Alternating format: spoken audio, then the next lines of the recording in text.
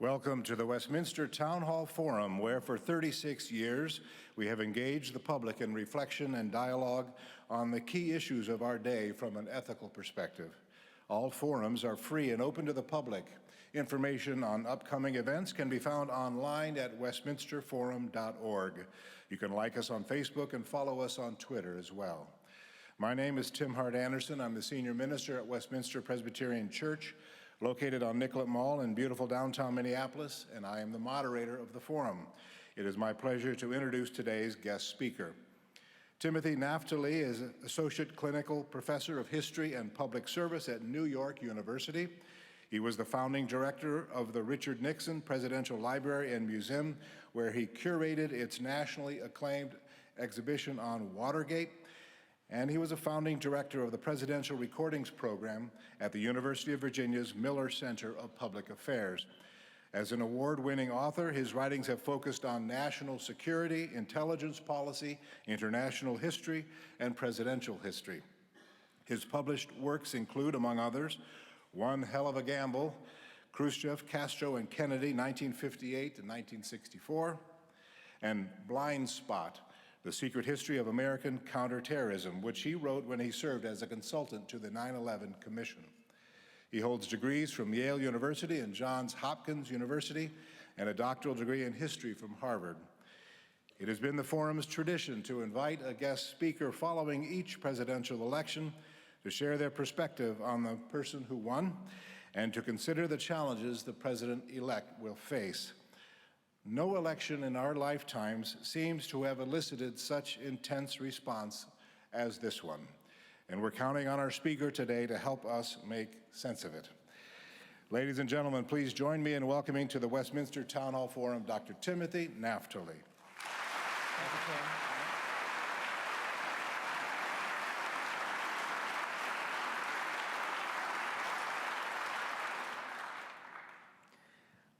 I'm honored to be here. This is an absolutely beautiful sanctuary, and I want to thank Senior Minister Hart Anderson and all of you for sharing it with me today. It's a great pleasure. Perhaps the most experienced observer of the American presidency in the 19th century, who had himself witnessed 10 presidents in action, some from close quarters, laid out the qualities needed in this country's chief executive. The ideal president needed a good temperament. It would not do for him to be irritable and quarrelsome. The White House needed a good party man and someone who had years of public service under his belt. The individual should not be suspicious or conspiratorial. He should also seek to build a governing team that was unified. He did not want what Doris Kearns Goodwin would describe much later as a team of rivals. Sounds good, doesn't it? At mid-century, I'm talking about the 19th, America elected this thoughtful observer of the presidency as its 15th president. But the only unity associated with this man is the unquestioned opinion that James Buchanan was the country's single worst president to date. When Susan McKenna honored me by asking me to be your dragoman or your Sherpa or your guide following the 2016 election, I had no idea of the possibility that my talk might be part of a wave of therapy sessions, big and small, taking place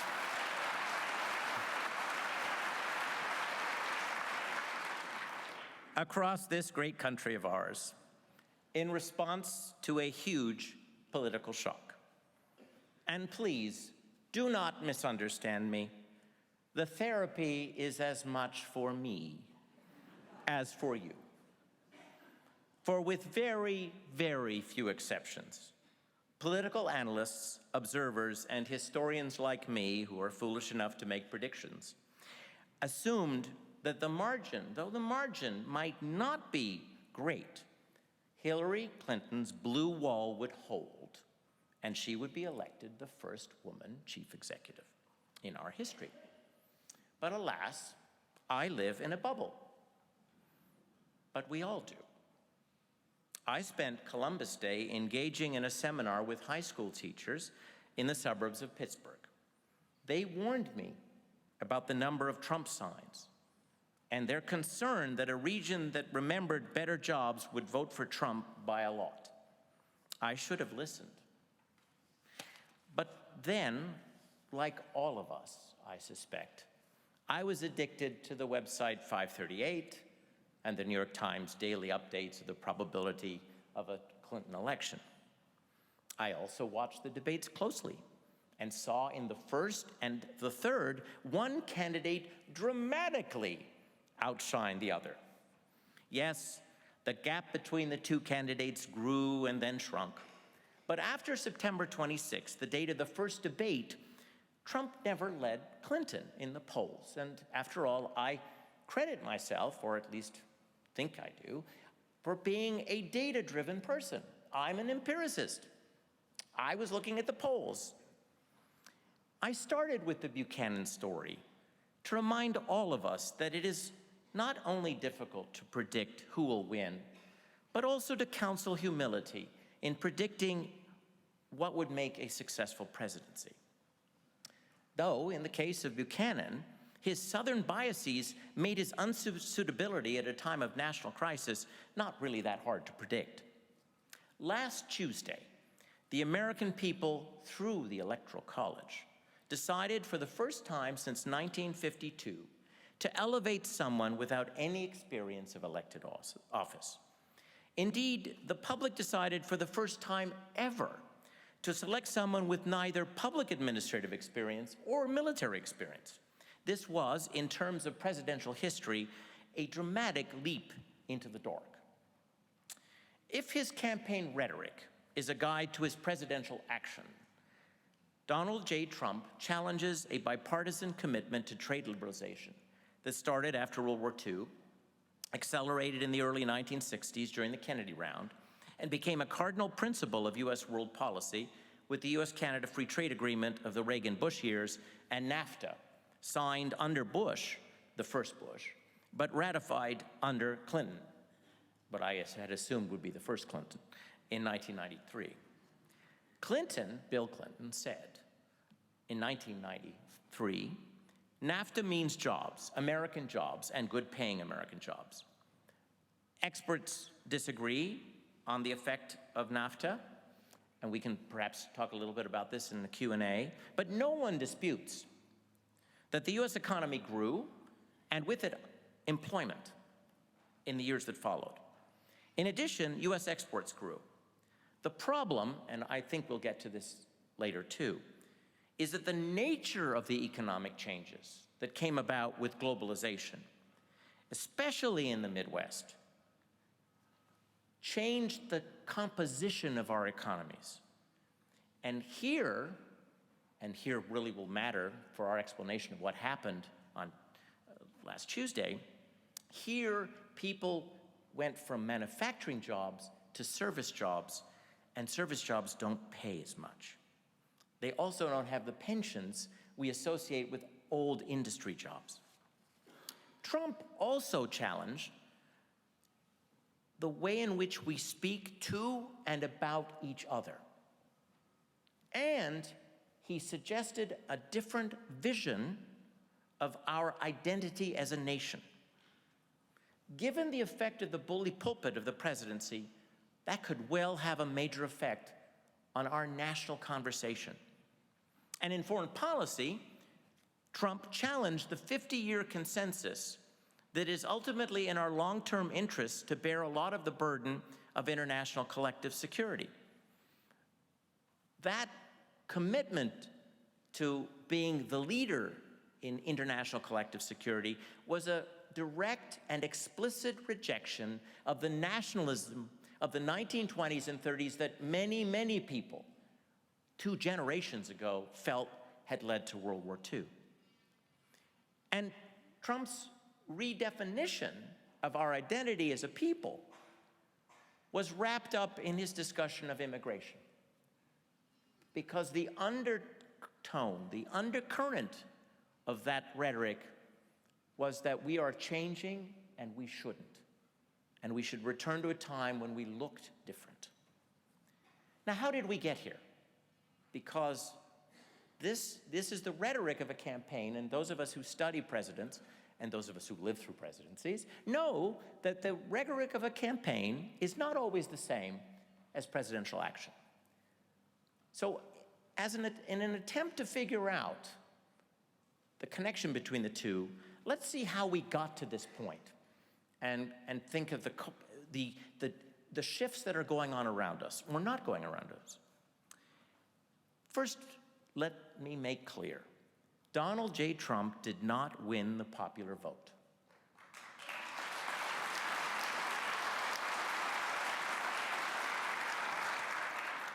The counting continues. For example, not all of the state of Washington has voted.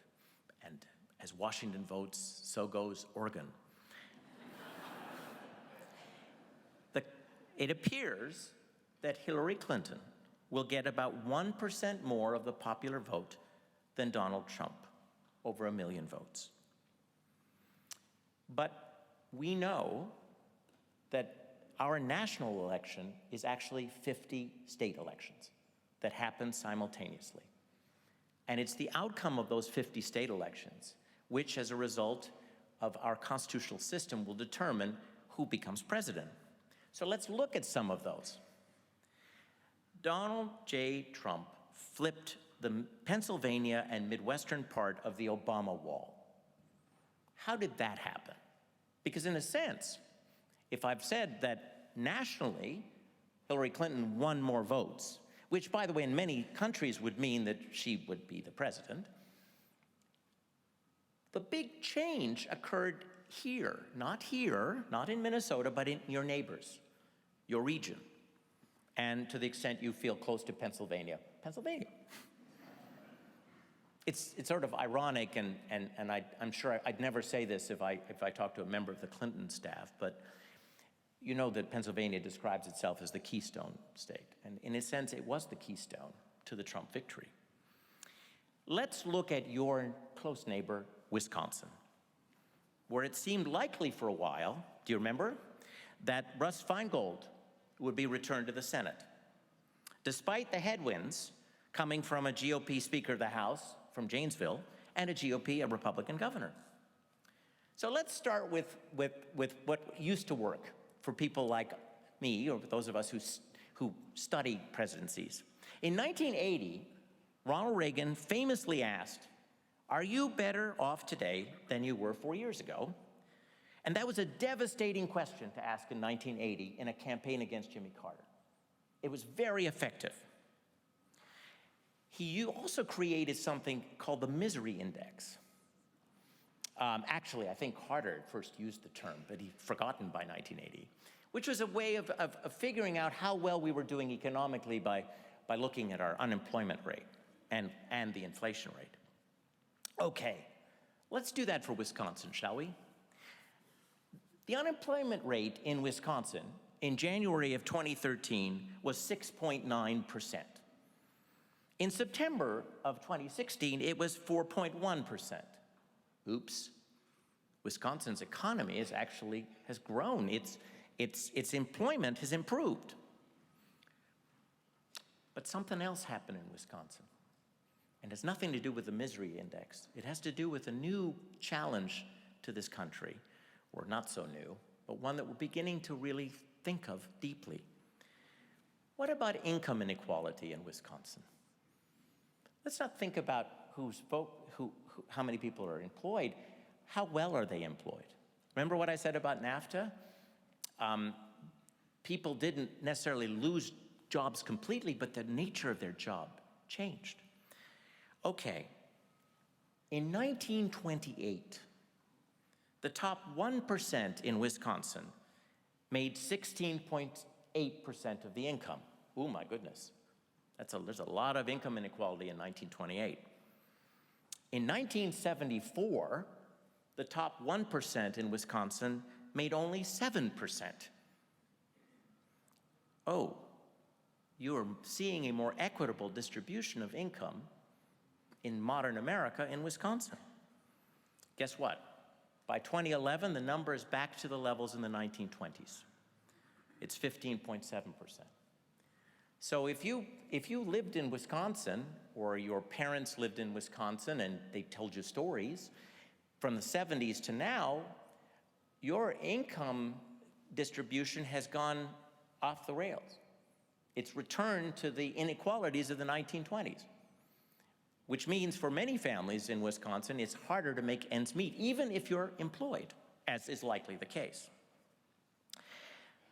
Between 1979 and 2011, real income, that's the real purchasing power of your income, for 99% of the people of Wisconsin, dropped 0.4%. So basically, you stayed even. But if you were in the top 1% of the income in Wisconsin, the value of your income went up 104%. Tell me that's not going to have an effect on whether people feel comfortable and whether people think things are working and the change is good. By the way, it's not much better across the Midwest. The bottom 99%, and that's bottom, that's most everybody, by far, across the Midwest, the real income only went up just under 2%. In Wisconsin, it was worse, but it wasn't much better here. So, well, maybe some way the economy is what did this. But let's look at the exit polls for Wisconsin, shall we? The economy was the most important issue for voters. 54% in the exit polls in Wisconsin said that's the issue that matters most to us. But guess who they voted for? Hillary Clinton. Those voters in Wisconsin who thought that the economy was the biggest issue voted for Hillary Clinton 52 to 43%. Wait a second, this is completely, what was motivating the people of Wisconsin? And this is the story. It was the next two issues that mattered most to the people of Wisconsin. Number two was terrorism. 20% of the people of Wisconsin said the most important issue to them was terrorism, and 61% of them voted for Trump. And what's the third most important issue for the people of Wisconsin, according to the exit polls, which we've learned polls, you have to take them with a grain of salt. The all-important issue for people of the Badger State, immigration, because God knows, as a state that is right next to the Mexican border, Wisconsin faces a challenge. No doubt the wall will be built somewhere around Janesville.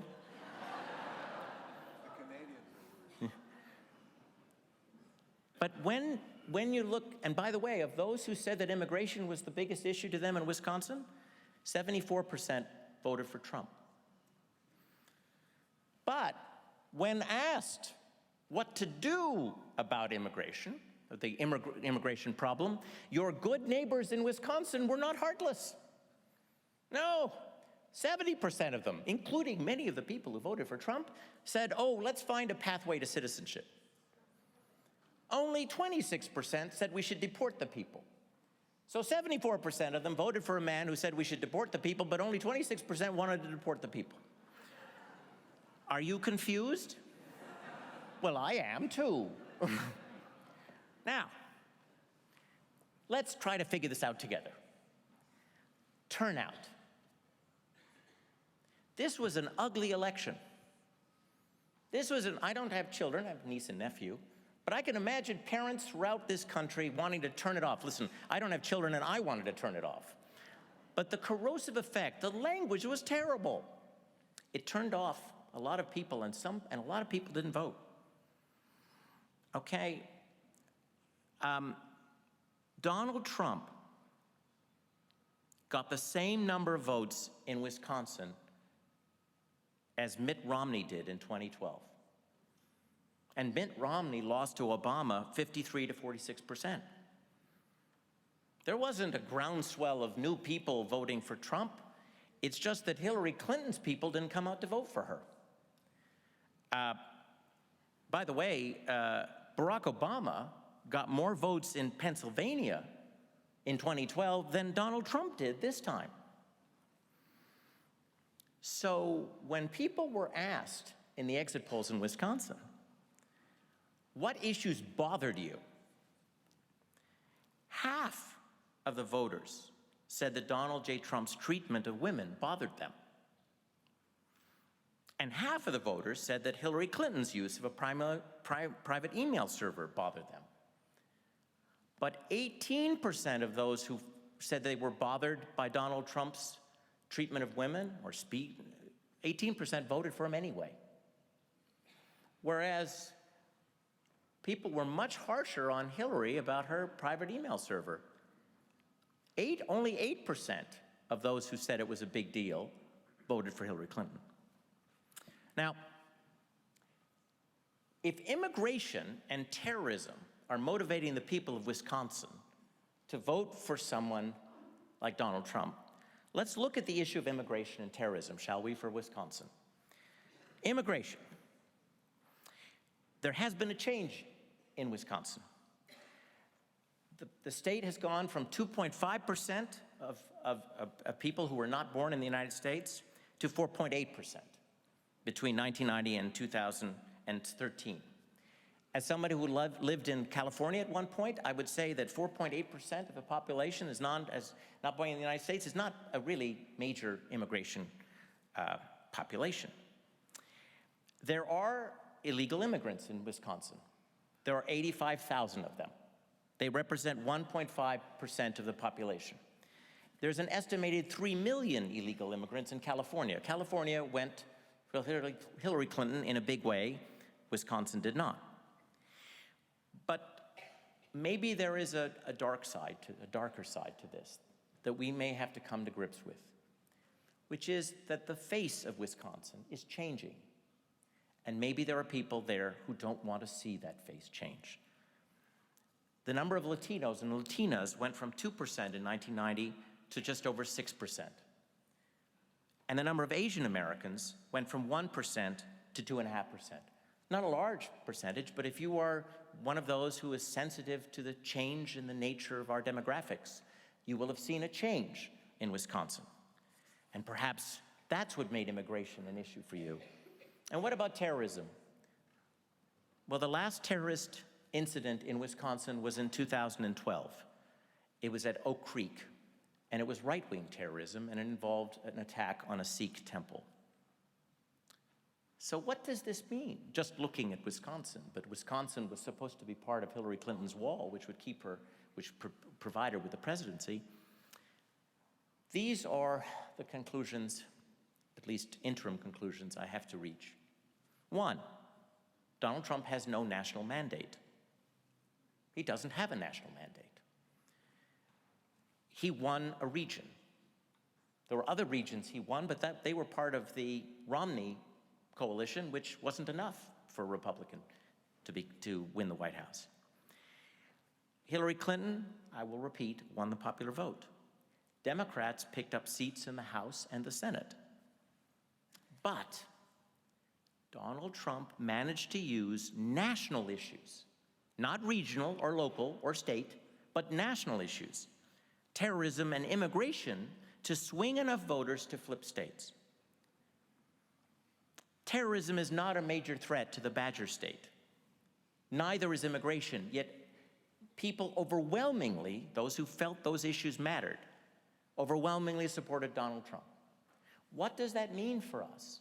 That issues that have nothing to do or very little to do with your state can motivate you to vote for someone whose policy prescriptions, in some cases, you don't agree with.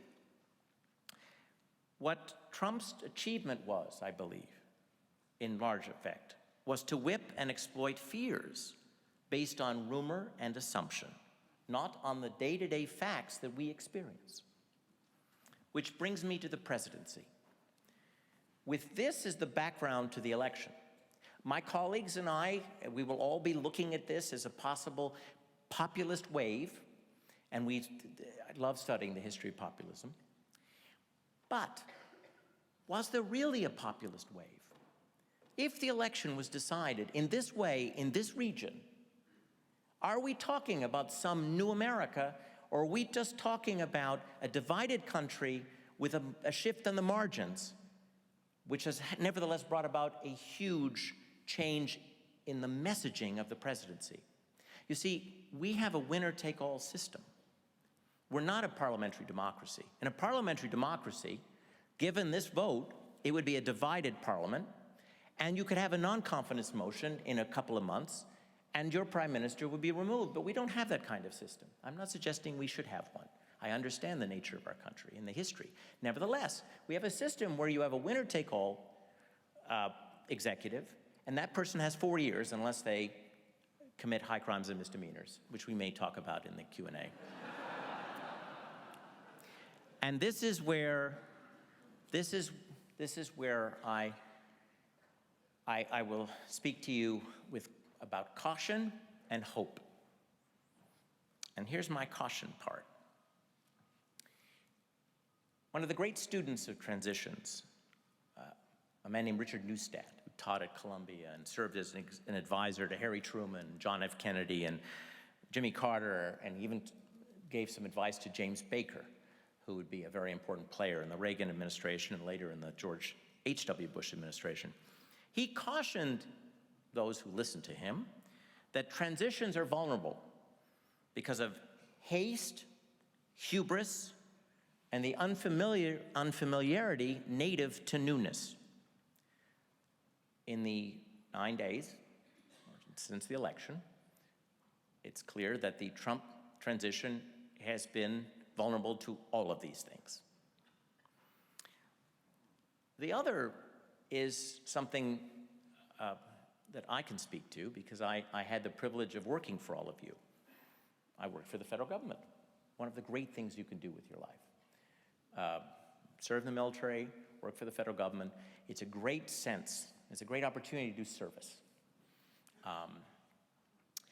When I worked for the federal government, I was given the responsibility of turning the Nixon Library, which had been a private institution, into a public, nonpartisan institution.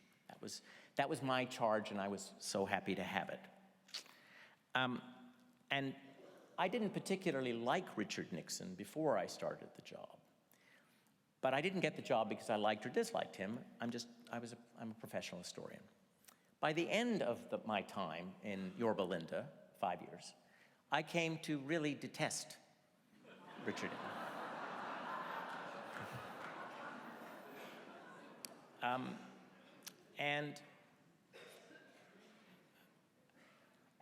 And what I want to share with you, and we can talk more about this in the Q&A, is that the Nixon presidency had at its center an unstable man. An unstable man with very dark instincts. And the presidents, those around him, knew this. And they tried to create a system to contain the darkness. And the system was set up by H.R. Bob Haldeman, his chief of staff. A system that contains darkness is a system of men, I mean of individuals. But the containment depends on the goodness of the ones containing, not just the goodness of the one being contained. And the people doing the containing in the Nixon period were not good men, for the most part. Bob Haldeman himself was a racist and an anti-Semite. And so the extent to which he could contain the darkness depended on the extent to which he understood what was darkness. And we know what came of the Nixon experiment. The reason that the Nixon period was not worse for this country was that there were other people outside the White House, good government Republicans, I would call them, who were patriots, who said no. We lost one of those yesterday. Melvin Laird was the Secretary of Defense, and he was a great and good man. In his authorized biography, he tells the story of a late-night telephone call from Richard Nixon that would have had him bomb an airfield in Jordan where there were 184 passengers on 2 planes that had been hijacked by the PFLP, a splinter group of the PLO. Nixon was slurring his words. He didn't have a drinking problem, but he had a sleeping problem, and he used to take pills to deal with his anxiety. And it would take 1 or 2 cognacs or scotches, and he wouldn't really be speaking clearly. He ordered the US Air Force to bomb those planes to show strength to the terrorists. That would have killed 184 innocent people from around the world. Clearly, and it was not the decision of his National Security Council, but he had an episode at night, and he was calling late at night, because Nixon was addicted to these late-night calls. There was no Twitter then. Mel Laird, you can't say no to your commander-in-chief. What you can do is you can prevaricate. You can stall. You can hope that when he wakes up in the morning after a good night's sleep, he will have forgotten the silly order that he sent in the middle of the night. And that's what he did. And it didn't just happen once. And there were other people who said no to implementing the enemies list, which Richard Nixon had ordered, who said we should not politicize the IRS. And there were people who said no about wiretapping. So that was a good thing, but it wasn't enough. And the abuses piled up, and ultimately Richard Nixon was the first, so far, president to have to resign. What I am saying here is that our system of government has some flaws because of the strength of the executive branch. And that what we have to hope for is the goodness of the people around a president, as much as the goodness in the president himself. The second thing I would mention to you is that for the first time, we are on the verge of having a unified government for the first time in a long time. Since 1933, the Grand Old Party has controlled 2 branches of government only twice, 1953 through 55, 2005 to 2007. And all 3 branches of government only once, under George W. Bush. Once the Supreme Court confirms a 9th person, all 3 branches of government arguably will be under the control of one party. But is it really a unified party? Is Donald Trump a Republican? Will Republicans share the particular points of view that he has espoused, because they are actually not part of the canon of Republican thinking under the Bush, first under Reagan and the first Bush and the second Bush? That is what we need to watch, and I'm not going to predict. I don't know. It'll depend on ambition, and it'll depend also on the reaction of the American people, which gets me to my final thought before we move to questions. What do we all do? We have a First Amendment right, which we should exercise when we feel the need to express dissent, so long as it is nonviolent. But for those of us who don't necessarily want to go outside, in the cold especially, there's something else we can do. And it's part of being a good citizen. Be watchful. Be engaged. Look for data. I know the data didn't always point to the right conclusion, but data is better than not data. Real news is better than fake news. Be involved. Be thoughtful. Ask questions.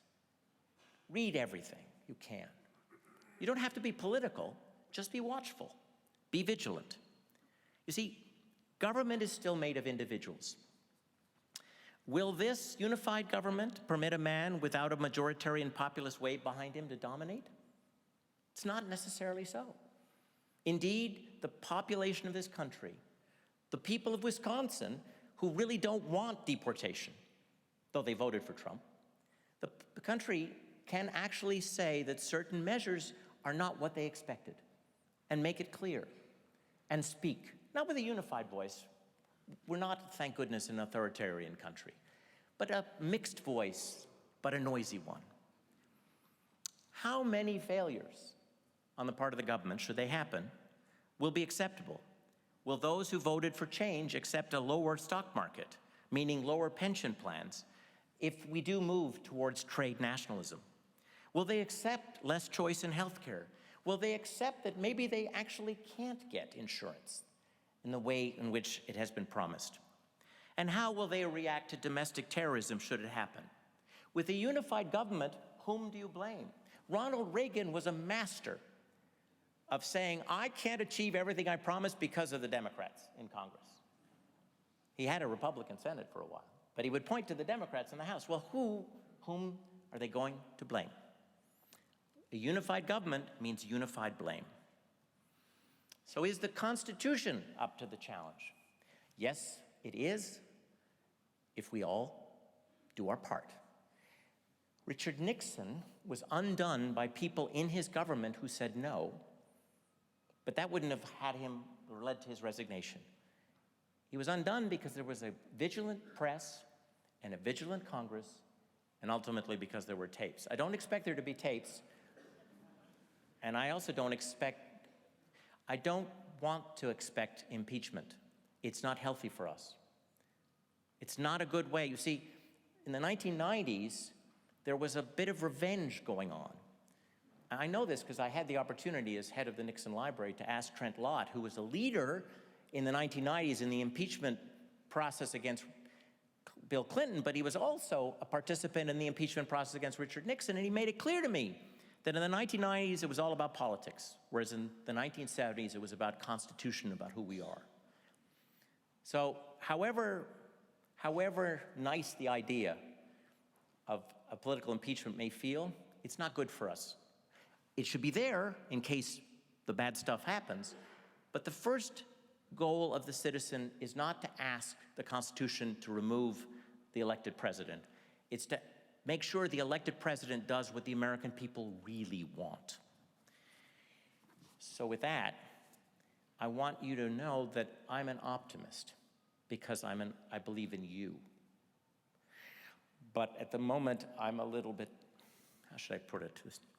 It's hard to be an optimist, but at the core is a sense that we've overcome challenges before.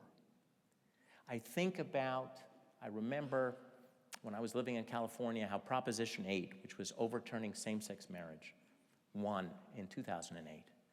And look at the changes in our country that have happened since. For African Americans, though, the gains have not been enough, but there have been remarkable gains. For women, though they haven't been enough, there have been gains. The country has evolved. So with that in mind, I look forward to your questions. Thank you.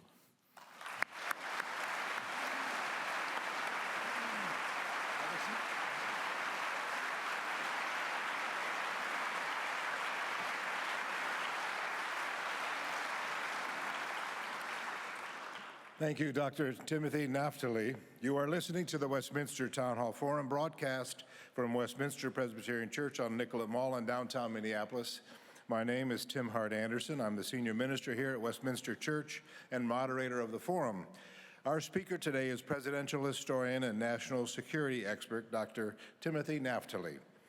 While the ushers collect questions from the in-house audience, I'd like to thank our broadcast partner, the statewide network of Minnesota Public Radio News, heard in the Twin Cities at 91.1 FM, and the co-sponsor of today's forum, the online news source, MinnPost.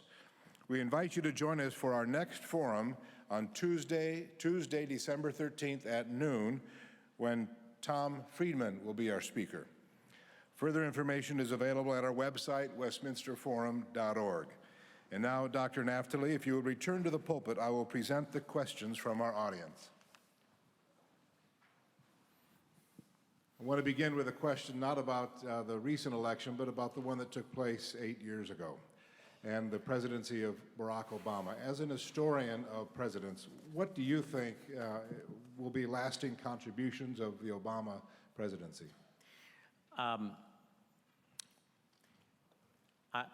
I will answer that by first by saying that I wrote a small biography of George Herbert Walker Bush. And his legacy and support for him has grown with time, and it's not simply because of comparison to his son. And I apologize to the future. I apologize it now because I was just talking about humility. But if you'll allow me you've asked me the question, if you allow me a little bit of immodesty about this, because I'm going to make a prediction. I think Barack Obama's presidency will be viewed upon by us 25, 30 years ago as one of the great presidencies of the modern era.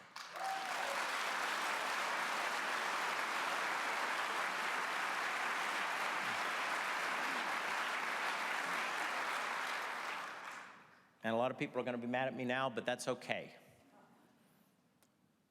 I don't think Barack Obama failed us. I think we failed him.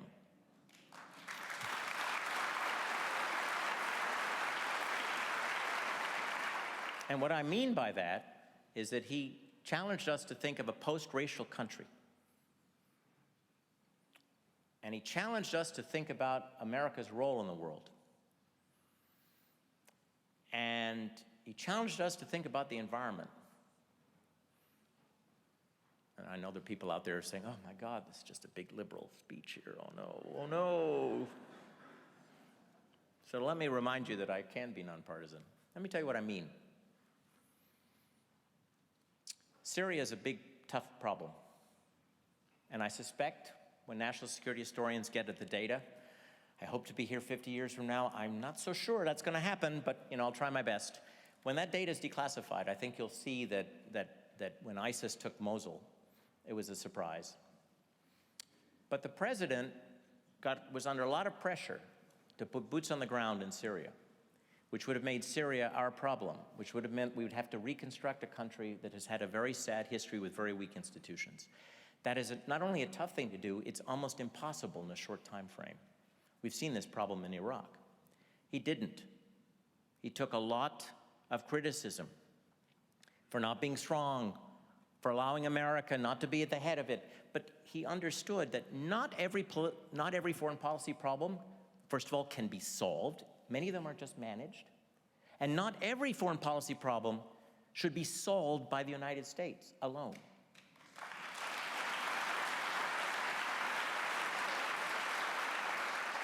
On climate change, the use of solar devices is up 2,000% in our country.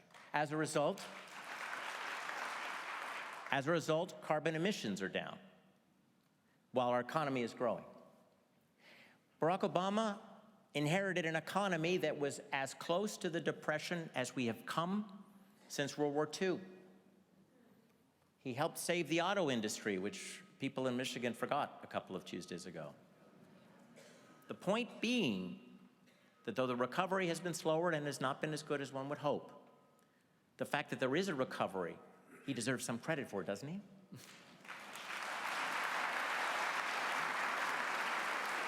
But more importantly, there hasn't been a scandal.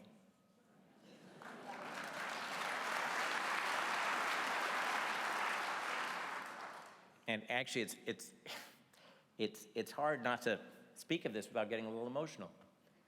Can you imagine the pressure that this man was under because he was the first African-American president? Can you imagine how he knew that if he messed up, how this would not just hurt him and his legacy, but might hurt a chance for a future African-American man or woman to become president? No one has been under that kind of pressure. And he has escaped thus far, touch on this wood, a second-term scandal, which seems to be endemic to the presidency, historically. That's a big deal. The fact that there's no evidence, nor even a hint, even among his allies, his enemies and adversaries, that there's any personal corruption or indulgence. The self-discipline showed by Barack Obama is not only important to African Americans, but to us all, as a reminder that self-discipline is linked to success as a president, that will be remembered because that's so unusual in our history. So I would say that the presidency of Barack Obama, its appreciation, the American people's appreciation, will only grow with time. You watch, in a year or two, people will say, oh, I so wish Barack Obama was our president. Yes? We have a number of questions coming forward, particularly from students about the Electoral College. How do you respond to arguments about preventing the dominance of certain states or ensuring that all votes are equally represented? What about the Electoral College? Here's my answer. We don't have a perfect union. We seek a more perfect union. If we had had a perfect union in the 18th century, we wouldn't have had a civil war in the 19th century. The Constitution has flaws. The Electoral College is an artifact of a time when slave states wanted to have more of a say than their population would allow in selecting presidents. It was also a product of a period of much less democracy. There was a sense that the people weren't really ready to choose.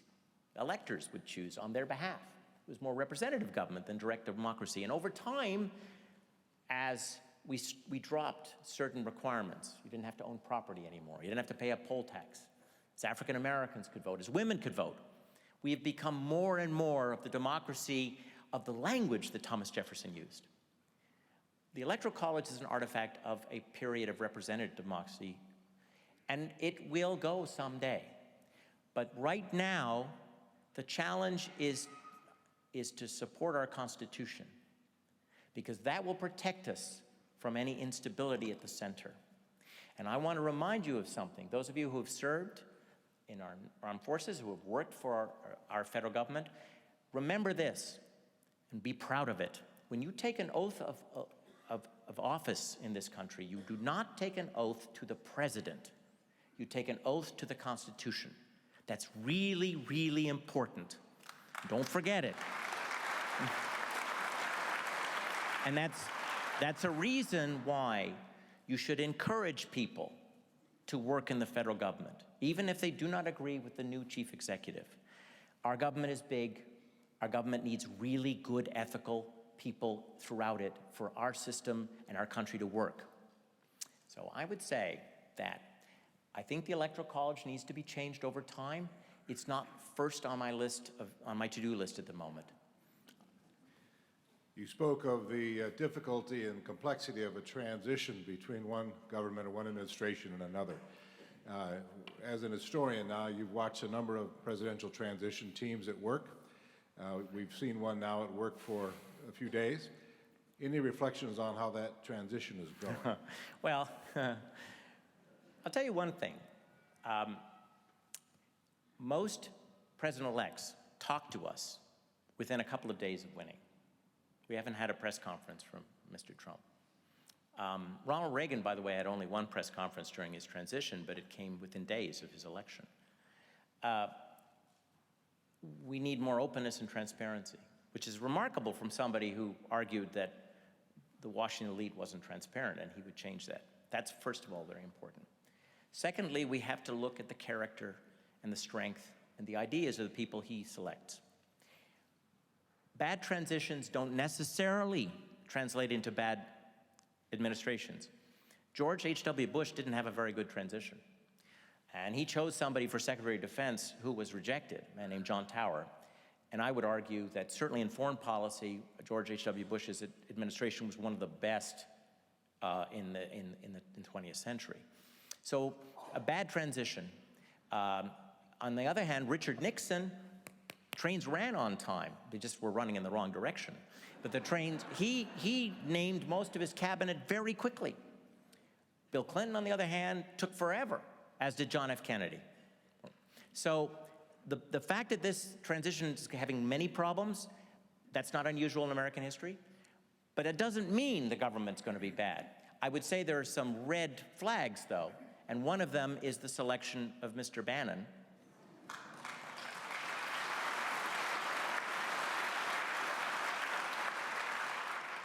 I don't know Mr. Bannon. I don't know him, but I've heard him. Mr. Bannon, whether he believes it or not, has been giving a voice to the ugliest parts of the American community. That kind of ugliness does not bring people together. It divides people. And that kind of ugliness, when it's in the deep web, is bad enough.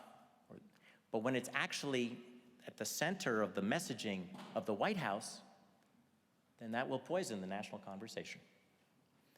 I don't know what this man believes. I know what he says. It's not always the same thing.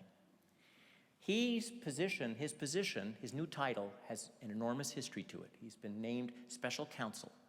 That's a title that was developed by Franklin Roosevelt for Samuel Roseman, his chief speechwriter. That's a title that was used by Ted Sorensen in the Kennedy administration. That is a title that was also used by Charles Colson in the Nixon administration. And what Mr. Bannon needs to think about is whether he wants to be Ted Sorensen or Charles Colson. And if he chooses Charles Colson, it's not for me to say, God help us. The man who should say that is next to me. But we're in trouble. We have time for one more brief answer. Could you tell us your sense of hopefulness about the American political realities, taking the long view perhaps as an historian? I love this country, and look what we do when we do things together. Think of how each generation has redefined liberty. If we had stopped in I don't know, you pick a date, 1929, and said, we're done. We've got that more perfect union. It's set. Think of how many of us would not be fully participating in our society. And think of what we all would have lost. All right? Think about what life would be like for African Americans and women and the LGBTQ community, let alone people of faith, whose faith is not the same as the chief executives. Liberty has expanded, but it doesn't expand easily. It's like 2 steps forward, 1 step back. There is a strong, and it's historically true, a strong resistance to the expansion of liberty. But the linear trend is still positive. That's what you have to keep in mind. All right, in the 1970s, those of you who can remember the 1970s, you'll know that the possibilities for liberty seemed enormous by the late 70s, and then there was a retrenchment. I'm talking about social liberty. But then what happens in the late 90s and afterwards? The fact of the matter is, if you take the long view, you should be bullish on the country. The problem is we have to get through the next few years together. And you've got to remember what it makes us American, what makes us American. And I'm not asking, when I say fight for it, I'm not asking you to pick up pitchforks. I mean, who has a pitchfork anyway? What I'm saying is, be the American you want to be. And there's so many of us who remember the past and love the present, that it'll give us a good future. Just be that person. Do not be cowed. Do not be intimidated. Never allow your rights to be transgressed upon. Be the American you want to be, and I think all will work out. Thank you, Timothy Naftali.